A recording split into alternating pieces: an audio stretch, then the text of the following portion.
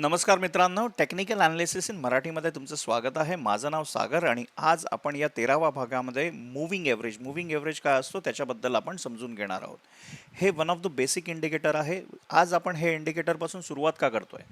कारण तुम्ही बघाल ना, तर खूपसे जे इंडिकेटर्स असतात ते मूव्हिंग एव्हरेजवर बेस्ड असतात. म्हणजे त्याचं बेसिक कन्सेप्ट असते ते मूव्हिंग एव्हरेजच्या कन्सेप्टवरून घेतलेलं असते. त्याच्यामुळे हे व्हेरी इम्पॉर्टंट आहे की तुम्हाला हे कळलं की मूव्हिंग एव्हरेज कसा कन्स्ट्रक्ट होतो. तर तुम्हाला हे कळेल की ह्याच्या पुढचे दुसरे जे इंडिकेटर्स असतात ते कन्स्ट्रक्ट करायला. कारण तुम्ही अगर बघाल तर प्रत्येकाची ट्रेडिंग स्टाईल ही वेगवेगळी असते आणि ज्या ट्रेडिंग स्टाईलच्या हिशोबाने तुम्ही तुमचे टाईम पिरियड्स त्यांचे जे कॅन्डल्सचे सिलेक्शन्स तुम्ही केलं तर तुम्हाला चांगला रिझल्ट मिळतो. त्याच्यासाठी तुम्हाला बेसिक की हा एक्झॅक्टली मूव्हिंग एव्हरेज कसा कॅल्क्युलेट होतो ते अगर समजलं तर तुम्हाला हे इझी जाईल की बाकीचे पण जे इंडिकेटर्स आहेत किंवा मूव्हिंग एव्हरेज आहे, एक्सपोनेन्शियल मूव्हिंग एव्हरेज आहे, याला कन्स्ट्रक्ट करायला तुम्हाला इझी जाईल आणि ते तुम्ही तुमच्या ट्रेडिंगला बेसिकली मॅच करू शकता. दॅट इज सगळ्यात जास्त इम्पॉर्टंट आहे. मूव्हिंग एव्हरेज कशासाठी वापरतात? मूव्हिंग एव्हरेज प्रॅक्टिकली तुम्हाला ट्रेंड समजून देतो की काय ट्रेंड झाला आहे, अप ट्रेंड चालू आहे की डाऊन ट्रेंड झाला आहे. तुम्ही अगर चार्ट बघाल तर नॉर्मल चार्टमध्ये अपडाऊन खूप असतात, तर त्याच्यामुळे जरा ट्रेंड समजण्यासाठी थोडंसं कन्फ्युजन असते.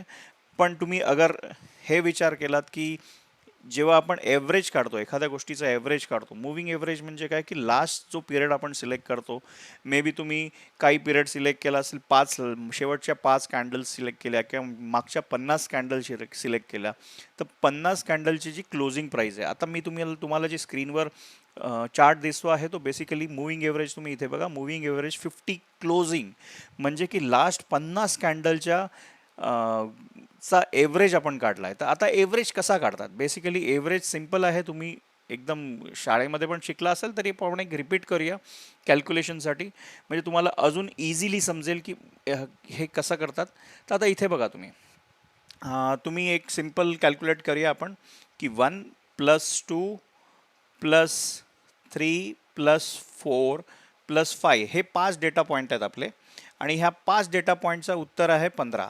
तर हे 5 डेटा पॉईंट आहेत म्हणून आपण त्याला डिवाइड करतोय 5 दिवसांनी. म्हणजे पहिल्या दिवशी प्राईज 1 होती, दुसऱ्या दिवशी प्राईज 2 होती, तिसऱ्या दिवशी 3 होती, क्लोजिंग प्राईज मी म्हणतोय. असं करून 5 दिवसाची प्राईज जी आहे ती 15 आली.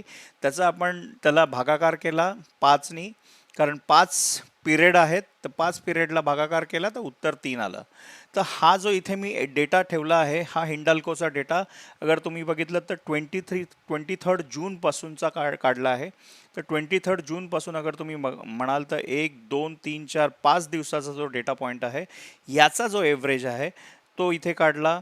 त्याच्यानंतर पुढच्या 5 दिवसांचा जो एव्हरेज आहे तो काढला, तो इथे आला आणि हे सगळे डेटा पॉईंट्स क्लोजिंग करून ते पॉईंट्स जोडून एक आपण ग्राफ बनवलं, त्यालाच तर मूव्हिंग एव्हरेज म्हणतात. हे मी सिंपल मूव्हिंग एव्हरेजचा तुम्हाला कन्सेप्ट सांगितलं. एक्सपोनेन्शियल मूव्हिंग ॲक्च्युली आपण जेव्हा ट्रेडिंग डिसिजन्स घेणार आणि ट्रेडिंग करणार त्यावेळी सिंपल मूव्हिंग एव्हरेजपेक्षा आपण एक्सपोनेन्शियल मूव्हिंग एव्हरेज आपण यूज करू. तर तो कसा वापरायचा तो याच भागामध्ये आपण बघणार आहे. त्याच्यापूर्वी एक छोटंसं अपील की अजूनपर्यंत तुम्ही आमचं चॅनल सबस्क्राईब केलं नसेल तर सबस्क्राईब करा. जेवढे सबस्क्रायबर वाढतील तेवढा आमच्यासाठी पण मोटिवेशन आहे. हा 13वा पार्ट आहे. याचे 12 पार्ट्स आहेत. ते तुम्हाला step by step technical analysis काय आहे त्याच्याबद्दल माहिती देतील. तुम्हाला स्टेप बाय स्टेप लर्निंग मिळेल. आपण एकदम बेसिकपासून सुरू केलं आहे आणि आता आपण थोडंसं ॲडव्हान्स कन्सेप्टपर्यंत आलो आहे. आपण कॅन्डल्स काय असतात ते सगळे इंटरप्रेट केले, प्राइस ॲक्शन, व्हॉल्यूम बघितलं आणि आता आपण इंडिकेटर्सवर आलो आहे. तर मागच्या 12व्या भागामध्ये आपण बघितलं की इंडिकेटर्स काय असतात, कुठल्या टाईपचे असतात, लीडिंग इंडिकेटर काय, लॅगिंग इंडिकेटर काय. तुम्ही अगर हे बघितलं नसेल व्हिडिओ तर तो पण बघा, म्हणजे तुम्हाला इंडिकेटर्सची पूर्ण लिंक मिळेल. आणि जसं जसं हे इंडिकेटर्स आपण सगळे मेजर इंडिकेटर्स कवर करू आणि इंडिकेटर्स कवर झाल्यानंतर आपण ह्याचं कॉम्बिनेशन म्हणजे कॅन्डलस्टिक्स, व्हॉल्यूम आणि हे इंडिकेटर्स याचं कॉम्बिनेशन वापरून स्कॅल्पिंगसाठी म्हणजे छोटे छोटे 5 मिनिटाचे, 10 मिनिटाचे, 15 मिनिटाचे जे ट्रेड्स घेतो किंवा इंट्राडे ट्रेडिंगसाठी किंवा स्विंग ट्रेडिंगसाठी आपण हे कॉम्बिनेशन्स कसे वापरून बेटर डिसिजन्स घेऊ शकतो ते सगळं बघणार आहे. ह्याच्या व्यतिरिक्त आमचे काही कोर्सेस आहेत, याच्या व्यतिरिक्त आमचे फ्री कोर्सेस पण असतात. तर तुम्ही आम्हाला कनेक्ट करा. आमचं फेसबुक कम्युनिटीचा पण आम्ही इन्फॉर्मेशन खाली डिस्क्रिप्शनमध्ये दिली आहे. टेलिग्रामची डिस्क्रिप्शन दिली आहे. व्हॉट्सअपची इन्फॉर्मेशन आहे. You can connect to us आणि जेवढं आपण कनेक्ट राहू त्याच्यात दोघांनाही बेनिफिट होईल. So thank you very much. आणि आता आपण आपल्या टॉपिकवर कॉन्सन्ट्रेट करूया. तर आपण लास्ट हे केलेलं डिस्कशन केलेलं की मूव्हिंग एव्हरेज काय, तर लास्ट जो पिरियड आपण सिलेक्ट करतो तसं इथे मी 5 डेजचा मूव्हिंग एव्हरेज आहे, म्हणजे 5 कॅन्डलचा जो एव्हरेज काढला तो एव्हरेज असा आपण पॉईंट्स कॅल्क्युलेट करतो आणि त्याच्या हिशोबाने आपण ग्राफ देतो. आपण लाईव्ह ग्राफवर पण बघणार आहोत. तर तर आता मी हा प्लॉट करून ठेवला आहे टाटा एलेक्सीच्या डे कॅन्डलवर. अगर तुम्ही इथे बघाल तर डे कॅन्डलवर आपण हा प्लॉट करून ठेवला आहे. जस्ट टू अंडरस्टँड की मूव्हिंग एव्हरेज तुम्हाला ट्रेंड कसं दाखवतं, मी तुम्हाला एक छोटासा चेंज करून दाखवतो. इथे आपण एक लाईन चार्ट घेऊ. आता ही नॉर्मली ही प्राईस पॉईंट आहे. ही निळी लाईन जी दिसते आहे, ब्लू लाईन, ती प्राईस पॉईंट्स आहेत. आता प्राईस पॉईंटमध्ये अप डाऊन आणि तुम्ही बघाल तर खूप नॉईस आहे. पण जेव्हा आपण त्याच गोष्टीचा ॲव्हरेज काढतो, लास्ट 50 डेजचा ॲव्हरेज काढतो, त्यावेळी तुम्हाला काय दिसतं इथे की ती लाईन स्मूथ आहे. त्याच्यामुळे तो ॲक्च्युअली किती अप जातो आहे, डाऊन ट्रेंड जात आहे, हे जात आहे, ते हे थोडं तुम्हाला क्लिअरली कळतं. म्हणजे तुम्ही अगर एक सिम्पल मी तुम्हाला दाखवलं की ही मी आता ब्लू लाईन आहे ती हे करून टाकतो, हाईड करतो. त्या ब्लू लाईन हाईड केल्यावर तुम्हाला प्रॅक्टिकली तुम्हाला दिसेल की एकदम सिम्पल तुम्हाला अप ट्रेंड मिळाला इथे, की सिम्पल तुम्हाला कळलं की आता कुठला ट्रेंड चालू आहे. पण तेच आपण कॅन्डल्समध्ये आणि कॅन्डल्सच्या ह्याच्याबरोबर बघतो, त्यावेळी काय होतं की आपल्याला थोडेसे कॉम्प्लिकेशन्स आणि विचार करायला वेळ लागतो. तर सिम्पल मूव्हिंग एव्हरेज समजून घेण्यासाठी, पण जेव्हा आपण ॲक्च्युअल ट्रेड करू त्यावेळी आपण कॅन्डल्स आणि सगळे ॲनलाइज करतो. पण समजून घेण्यासाठी तुम्हाला हे मी दाखवलं की हा तुम्हाला ॲक्च्युअली ओव्हरऑल नॉईज जो आहे, अप डाऊनचा नॉईज आहे, तो स्मूथ करून तुम्हाला ट्रेंड दाखवतो. आणि ट्रेंड इज युअर फ्रेंड. मी प्रत्येक व्हिडिओमध्ये म्हणतो आहे की तुम्हाला कितीही ती प्राईस रॉंग जात असेल तरी टेक्निकल ॲनालिसिसचा बेसिस असा असतो की जिथे ट्रेंड असतं त्याच डायरेक्शनला तुम्हाला डिसिजन्स घ्यायचे असतात. तर इंडिकेटर बाबत आपण आता थोडक्यात बघू. मूव्हिंग एव्हरेज हे कॉमन इंडिकेटर आहे आणि ॲडव्हान्स ट्रेडर्स पण यूज करतात, ॲज वेल एज नवीन शिकणारे पण यूज करतात. बेस्ट पार्ट आहे की तुम्हाला तो सपोर्ट रेजिस्टन्स पण दाखवतो आणि बाईंग आणि सेलिंगचे सिग्नल्स पण देतो. क्लिअर तुम्हाला ट्रेंड समजवून देतो. आपण नॉर्मली आता मी मगाशी म्हटलं त्याप्रमाणे आपण हे जो इंडिकेटर यूज करणार आहे तो आपण एक्सपोनेन्शियल यूज करू जेव्हा आपण ट्रेडिंग सोडू. याच्या आता लगेच आपण बघणार आहोत की एक्सपोनेन्शियल मूव्हिंग एव्हरेज म्हणजे काय.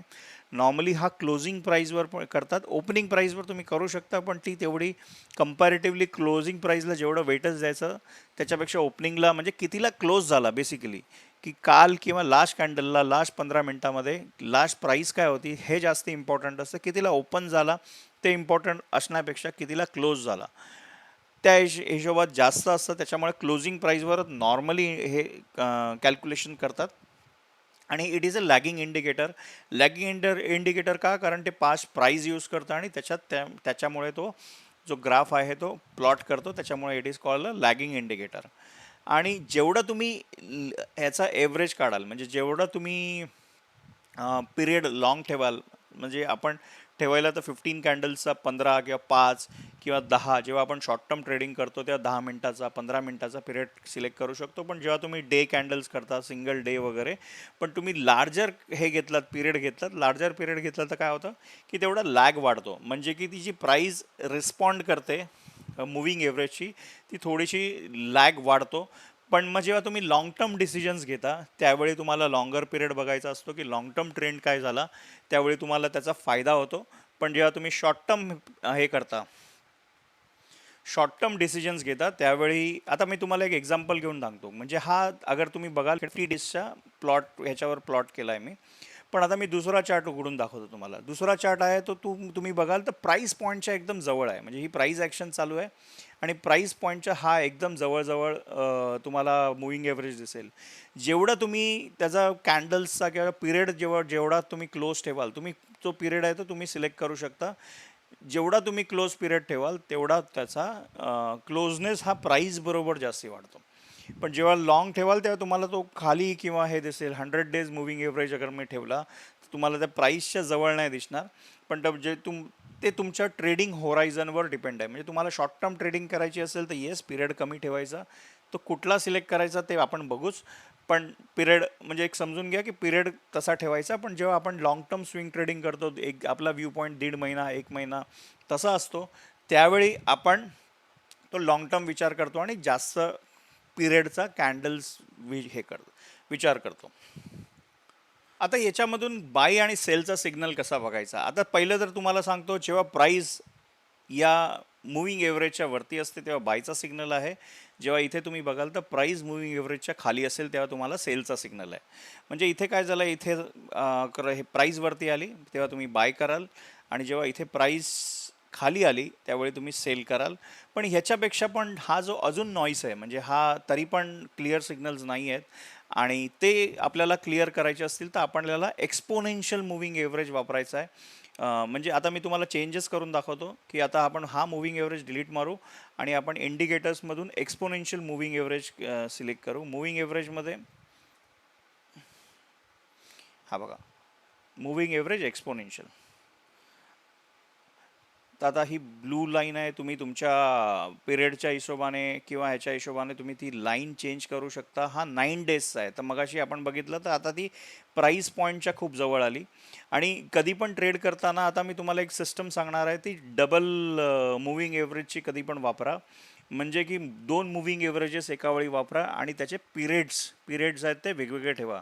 आता मी तुम्हाला पहिलं मी दाखवतो की समजा मला इंट्राडे ट्रेडिंग करायची असेल, तर इंट्राडे ट्रेडिंगसाठी आपण कुठले मूव्हिंग एव्हरेजेस वापरू. तर आता मी दोन सिलेक्ट केले आणि दोघांचं पिरियड मी आता चेंज करणार आहे. दोघं 9 डेजचे आले, पण आय कॅन चेंज माझा जो पिरियड आहे तो माझ्या हिशोबाने, आणि आपण थोडंसं कळण्यासाठी कलर चेंज करू. एक याच्यामध्ये दोन मूव्हिंग एव्हरेजेस असतात. एक असतो फास्टर मूव्हिंग एव्हरेज, त्याला आपण शॉर्टर मूव्हिंग एव्हरेज म्हणतो, त्याची प्राईस कधी पण कमी ठेवावी.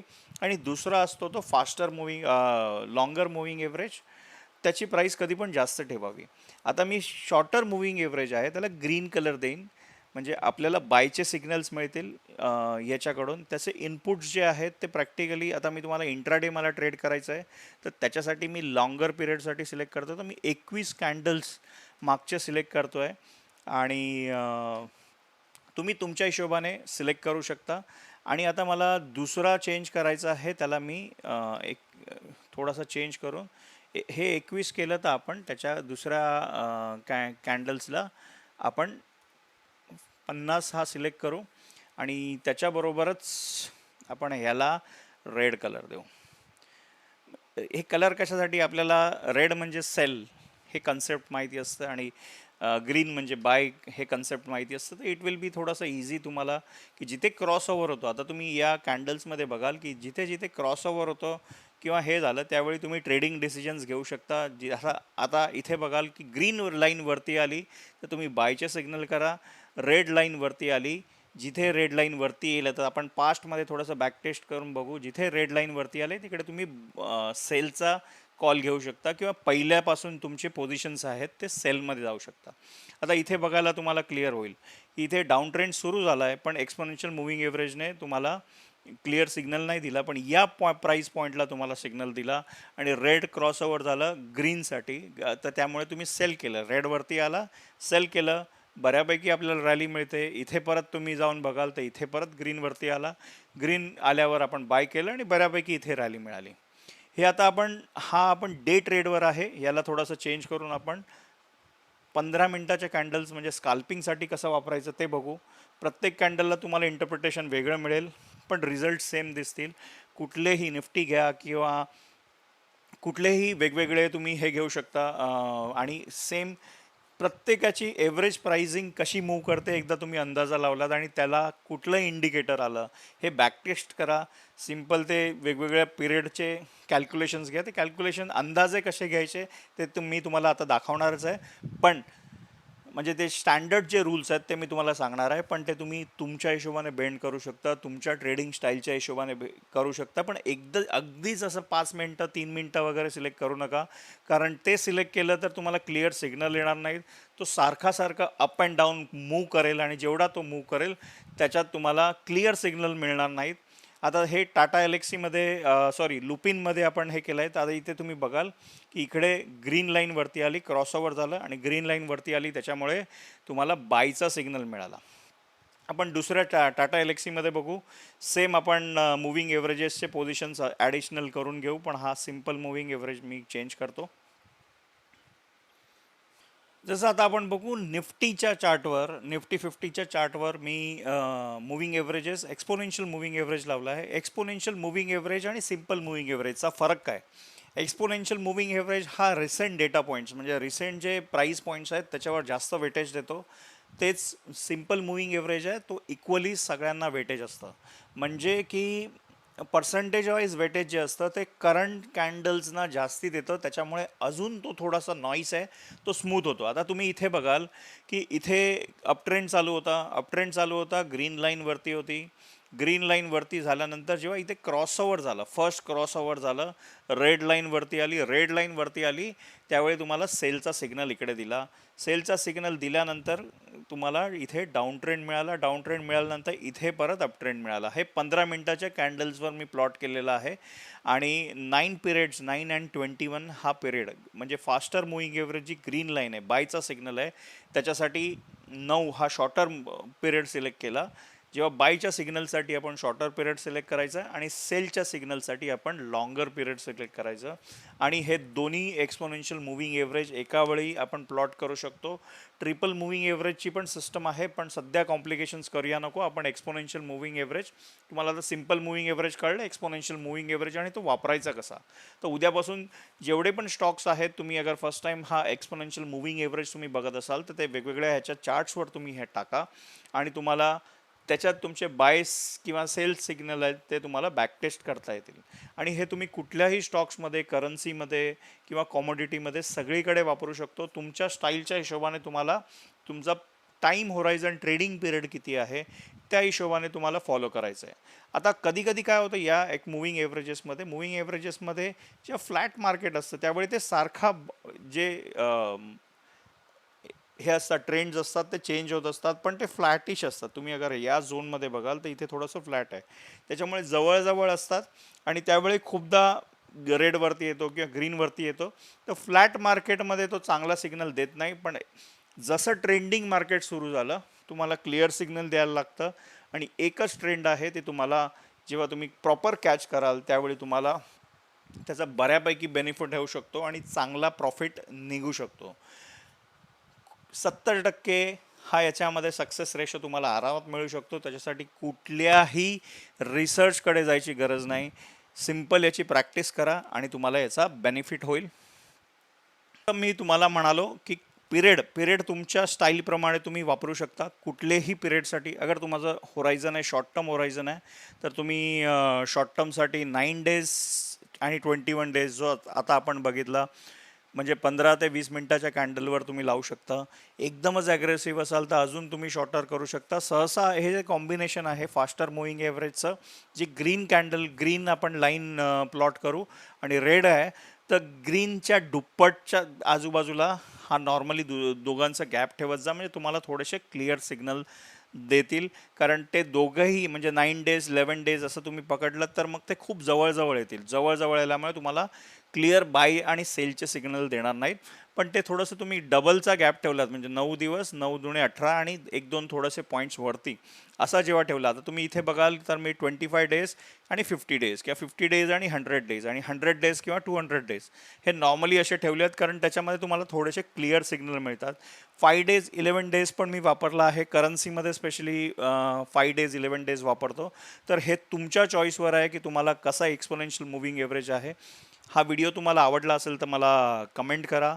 पुढच्या व्हिडिओसाठी तुम्ही सबस्क्राईब करा. Thank you very much. आणि जे पण काही कन्फ्युजन्स असतील, क्वेश्चन्स असतील, तर तुम्ही याच्यामध्ये टाका, चॅट बॉक्समध्ये टाका. आम्हाला जेवढं तुम्हाला उत्तर करता येईल ते आम्ही करू शकतो. Connect to our Telegram channel. आणि thank you very much for watching this video completely. Thank you.